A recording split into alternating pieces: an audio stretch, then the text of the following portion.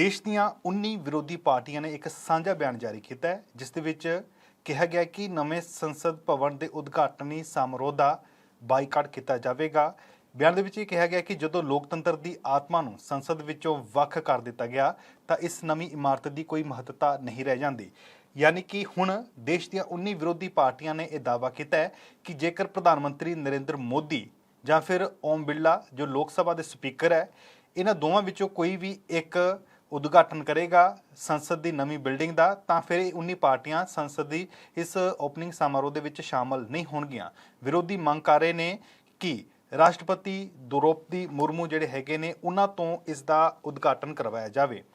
इस सांझे बयान दे विच ये भी कहा गया दोष लगाते हुए कि राष्ट्रपति द्रौपदी मुर्मू नूं उद्घाटन करन तो लांभे करना अते प्रधानमंत्री नरेंद्र मोदी वालों नवीं संसद भवन का उद्घाटन करन दा फैसला लोकतंत्र ते सीधा हमला है। बाईकट करन वालियां जिहड़ियां पार्टियां है 19 उन्हां दे विच कांग्रेस है, तृणमूल कांग्रेस है, DMK, जनता दल, आम आदमी पार्टी, राष्ट्रवादी कांग्रेस पार्टी, शिव सेना, बाला साहब ठाकरे वाली, मार्क्सवादी कम्युनिटी पार्टी, समाजवादी पार्टी, राष्ट्रीय Janata Dal, Bharatiya Communist Party, Indian Union Muslim League, Jharkhand Mukti Morcha, Revolutionary Socialist Party, VCK, MDMK ते राष्ट्रीय लोक दल ये पार्टियां शामिल ने जिन्हां ने बाईकाट किया होया जेकर प्रधानमंत्री नरेंद्र मोदी नवीं संसद का उद्घाटन करते हैं। तो जो जानकारी मिली है कि 28 मई को संसद की नवीं जो इमारत बन के तैयार हुई है, इसका उद्घाटन प्रधानमंत्री नरेंद्र मोदी ते ओम बिरला करनगे।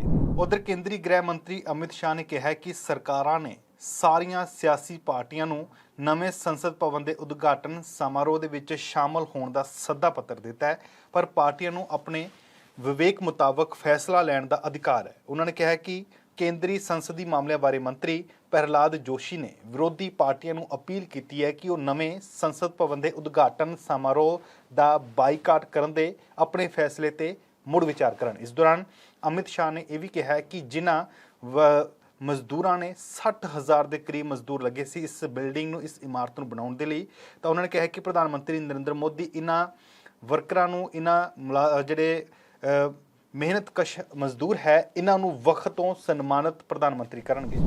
उधर रिजर्व बैंक ऑफ इंडिया के गवर्नर शक्तिकांत दास ने यह दावा किया है कि ब्याज दरां दे विच जो वाधा है इसनूं रोकना उन्हां दे हत्थ दे विच नहीं है। उन्होंने कहा कि यह हालातां ते निर्भर करता है। दूसरे पासे CII दे सालाना सैशन दे विच उन्होंने कहा कि परचून महंगाई दर 4.7% तो हेठां आउण दी उम्मीद है।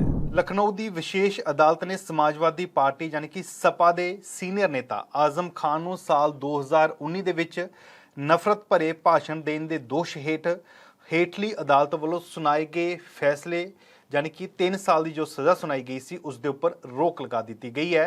तो लखनऊ की विशेष अदालत ने समाजवादी पार्टी के लीडर जिहड़े ने नेता आजम खान हैगे जिहड़े उन्हां नूं वड्डी राहत दी है। दिल्ली की राउज एवेन्यू अदालत हुण शुक्रवार नूं नवे पासपोर्ट नूं लैके कांग्रेसी लीडर राहुल गांधी वालों दायर पटीशन ते सुनवाई करेगी। इस बारे जिहड़ी विचार चर्चा की गई है।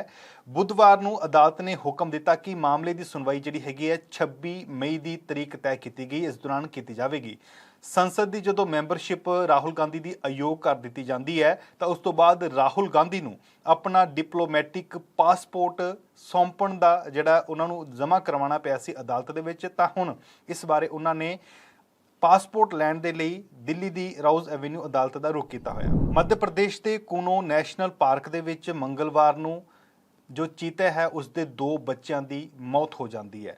2 महीनों के हुण तक तकरीबन 4 चीते मारे जा चुके हैं। इन्हां जो मारे गए हैं इन्हां विचों 3 अफ्रीकी मुल्कों तो लिआंदे गए सी।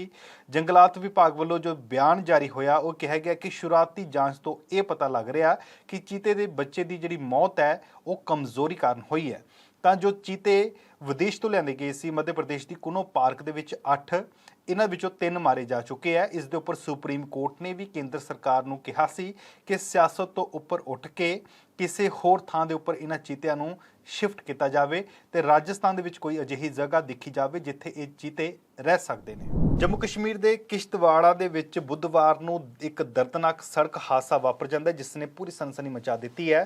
ਕਿਸ਼ਤਵਾੜ ਦੇ ਵਿੱਚ ਇੱਕ ਕਾਰ ਖੱਡ ਦੇ ਵਿੱਚ ਡਿੱਗ ਜਾਂਦੀ ਹੈ, ਜਿਸ ਕਰਕੇ 7 ਲੋਕਾਂ ਦੀ ਮੌਤ ਹੋ ਜਾਂਦੀ ਹੈ, ਜਦ ਕਿ ਇੱਕ ਜਿਹੜਾ ਹੈਗਾ ਸਵਾਰ ਕਾਰ ਦੇ ਵਿੱਚ ਸੀ, ਉਹ ਗੰਭੀਰ ਰੂਪ ਦੇ ਵਿੱਚ ਜ਼ਖਮੀ ਹੋ ਜਾਂਦਾ ਹੈ। ਜੋ ਰਿਪੋਰਟ ਆਈ ਹੈ ਉਸ ਦੇ ਮੁਤਾਬਕ ਇਹ ਘਟਨਾ ਜਿਹੜੀ ਹੈਗੀ ਹੈ ਡਾਂਗ ਦੁਰਬੂ ਬੰਨ ਤੇ ਵਾਪਰਦੀ ਹੈ। ਕਿਸ਼ਤਵਾੜ ਦੇ ਵਿੱਚ ਇਹ ਵਾਪਰਿਆ ਦਰਦਨਾਕ ਹਾਦਸਾ ਇਹ ਕੋਈ ਪਹਿਲੀ ਘਟਨਾ ਨਹੀਂ ਹੈ। ਇਸ ਤੋਂ ਪਹਿਲਾਂ ਹਾਲ ਹੀ ਕੁਝ ਦਿਨ ਪਹਿਲਾਂ ਚਨਾਬ ਨਦੀ ਦੇ ਵਿੱਚ ਫੌਜ ਦਾ ਹੈਲੀਕਾਪਟਰ ਜਿਹੜਾ ਹੈਗਾ ਉਹ ਹਾਦਸਾਗ੍ਰਸਤ ਹੋ ਜਾਂਦਾ ਸੀ, ਹਾਦਸਾਗ੍ਰਸਤ ਹੋ ਗਿਆ ਸੀ। ਇਸ ਹਾਦਸੇ ਦੇ ਵਿੱਚ ਜਿਹੜਾ ਫਲਾਈਟ ਟੈਕਨੀਸ਼ੀਅਨ ਹੁੰਦਾ ਉਸ ਦੀ ਮੌਤ ਹੋ ਜਾਂਦੀ ਹੈ ਤੇ 2 ਪਾਇਲਟ ਜਿਹੜੇ ਆ ਉਹ ਜ਼ਖਮੀ ਹੋ ਜਾਂਦੇ ਨੇ। ਫਰਾਂਸ ਨੇ ਕਾਰਬਨ ਦੇ ਨਿਕਾਸ ਨੂੰ ਘਟਾਉਣ ਦੇ ਉਦੇਸ਼ ਦੇ ਨਾਲ ਛੋਟੀ ਦੂਰੀ ਦੀਆਂ ਘਰੇਲੂ ਉਡਾਨਾਂ ਤੇ ਪਾਬੰਦੀ ਲਗਾ ਦਿੱਤੀ ਹੈ। 2 ਸਾਲ ਪਹਿਲਾਂ ਫਰਾਂਸ ਦੇ ਜਿਹੜੇ ਸੰਸਦ ਮੈਂਬਰਾਂ ਨੇ ਇਸ ਦੇ ਨਾਲ ਜੁੜੇ ਪ੍ਰਸਤਾਵ ਤੇ VOTING ਕੀਤੀ ਸੀ। ਇਸ ਤਜਵੀਜ਼ ਦੇ ਵਿੱਚ ਇਹ ਵਿਵਸਥਾ ਸੀ ਕਿ ਹਵਾਈ ਸੇਵਾ ਬੰਦ ਕਰ ਦਿੱਤੀ ਜਾਵੇ, ਜਿੱਥੇ ਰੇਲ ਗੱਡੀਆਂ ਦੇ ਰਾਹੀਂ ਸਫ਼ਰ 2 ਤੋਂ 2.5 ਘੰਟੇ ਦੇ ਵਿੱਚ ਪੂਰਾ ਕੀਤਾ ਜਾ ਸਕੇ। ਆਸਟ੍ਰੇਲੀਆ ਦੀਆਂ 2 ਹੋਰ ਯੂਨੀਵਰਸਿਟੀਆਂ ਨੇ ਫਰਜ਼ੀ ਵੀਜ਼ਾ ਅਰਜ਼ੀਆਂ ਦੇ ਵਿੱਚ ਵਾਧੇ ਕਾਰਨ ਪੰਜਾਬ, ਹਰਿਆਣਾ ਅਤੇ ਦੇਸ਼ ਦੇ ਕੁਝ ਹੋਰ ਰਾਜਾਂ ਦੇ ਵਿਦਿਆਰਥੀਆਂ ਨੂੰ ਦਾਖਲੇ ਦੇਣ ਤੋਂ ਪਾਬੰਦੀ ਲਗਾ ਦਿੱਤੀ ਹੈ। ਵਿਕਟੋਰੀਆ ਦੇ ਵਿੱਚ Federation University, New South Wales ਦੇ ਵਿੱਚ ਜਿਹੜੀ ਹੈਗੀ ਹੈ ਪੱਛਮੀ ਸਿਡਨੀ ਯੂਨੀਵਰਸਿਟੀ ਨੇ ਪਿਛਲੇ ਹਫ਼ਤੇ ਸਿੱਖਿਆ ਏਜੰਟਾਂ ਨੂੰ ਪੱਤਰ ਲਿਖ ਕੇ ਪੰਜਾਬ, ਹਰਿਆਣਾ, ਉੱਤਰਾਖੰਡ, ਉੱਤਰ ਪ੍ਰਦੇਸ਼ ਦੇ ਨਾਲ ਕੇਂਦਰ ਸ਼ਾਸਿਤ ਪ੍ਰਦੇਸ਼ ਜੰਮੂ ਕਸ਼ਮੀਰ ਦੇ ਵਿਦਿਆਰਥੀਆਂ ਦੇ ਦਾਖਲੇ ਨਾ ਕਰਨ ਦੀ ਹਦਾਇਤ ਦਿੱਤੀ ਸੀ। ਬੀਤੇ ਮਹੀਨੇ ਦੇਸ਼ ਦੀਆਂ ਕੁਝ ਯੂਨੀਵਰਸਿਟੀਆਂ ਨੇ ਇਹਨਾਂ ਰਾਜਾਂ ਦੇ ਵਿਦਿਆਰਥੀਆਂ ਦੇ ਦਾਖਲੇ ਤੇ ਪਾਬੰਦੀ ਲਗਾ ਦਿੱਤੀ ਸੀ। ਅਮਰੀਕਾ ਦੇ ਰਾਸ਼ਟਰਪਤੀ ਦਫ਼ਤਰ ਦੇ ਬੈਰੀਕੇਡਾਂ ਦੇ ਵਿੱਚ ਟਰੱਕ ਦੇ ਨਾਲ ਟੱਕਰ ਮਾਰਨ ਵਾਲੇ ਮੁਲਜ਼ਮ 19 ਸਾਲ ਦੇ ਭਾਰਤੀ ਮੂਲ ਦੇ ਨੌਜਵਾਨ ਨੇ ਅਧਿਕਾਰੀਆਂ ਨੂੰ ਦੱਸਿਆ, ਵੱਡੇ ਖੁਲਾਸੇ ਕੀਤੇ। ਉਹਨਾਂ ਨੇ ਕਿਹਾ ਕਿ ਮੈਂ ਜੋ ਬਾਈਡਨ ਰਾਸ਼ਟਰਪਤੀ ਨੂੰ ਮਾਰਨ ਦੀ ਤਿਆਰੀ ਦੇ ਵਿੱਚ ਸੀ ਤੇ ਇਸ ਕਰਕੇ ਮੈਂ ਵਾਈਟ ਹਾਊਸ ਦੇ ਵਿੱਚ ਦਾਖਲ ਹੋਣਾ ਚਾਹੁੰਦਾ ਸੀ। ਮੀਡੀਆ ਰਿਪੋਰਟ ਦੇ ਵਿੱਚ ਇਹ ਜਾਣਕਾਰੀ ਦਿੱਤੀ ਗਈ ਹੈ।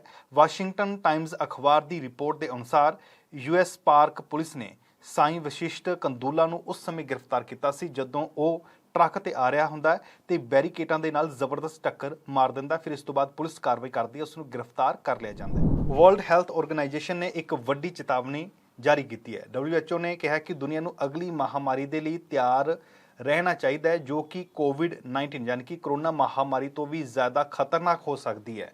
ਮੀਡੀਆ ਰਿਪੋਰਟਾਂ ਤੋਂ ਮਿਲੀ ਜਾਣਕਾਰੀ ਦੇ ਅਨੁਸਾਰ WHO ਦੇ ਮੁਖੀ ਨੇ ਕਿਹਾ ਕਿ ਦੁਨੀਆ ਨੂੰ ਇੱਕ ਅਜਿਹੇ ਵਾਇਰਸ ਲਈ ਤਿਆਰ ਰਹਿਣਾ ਚਾਹੀਦਾ ਹੈ ਜੋ ਕੋਵਿਡ ਤੋਂ ਵੀ ਜ਼ਿਆਦਾ ਘਾਤਕ ਹੋ ਸਕਦਾ ਹੈ। ਉਹਨਾਂ ਨੇ ਕਿਹਾ ਕਿ ਕਰੋਨਾ ਕਾਰਨ ਘੱਟੋ ਘੱਟ ਦੁਨੀਆ ਦੇ ਵਿੱਚ 2 ਕਰੋੜ ਲੋਕਾਂ ਦੀ ਮੌਤ ਹੋ ਚੁੱਕੀ ਹੈ। ਹਾਲਾਂਕਿ ਗਲੋਬਲ ਹੈਲਥ ਬਾਡੀ ਨੇ ਹਾਲ ਹੀ ਵਿੱਚ ਐਲਾਨ ਕੀਤਾ ਕਿ COVID-19 ਮਹਾਮਾਰੀ ਜਿਹੜੀ ਹੈਗੀ ਹੈ ਹੁਣ ਸਿਹਤ ਐਮਰਜੈਂਸੀ ਨਹੀਂ ਹੈ।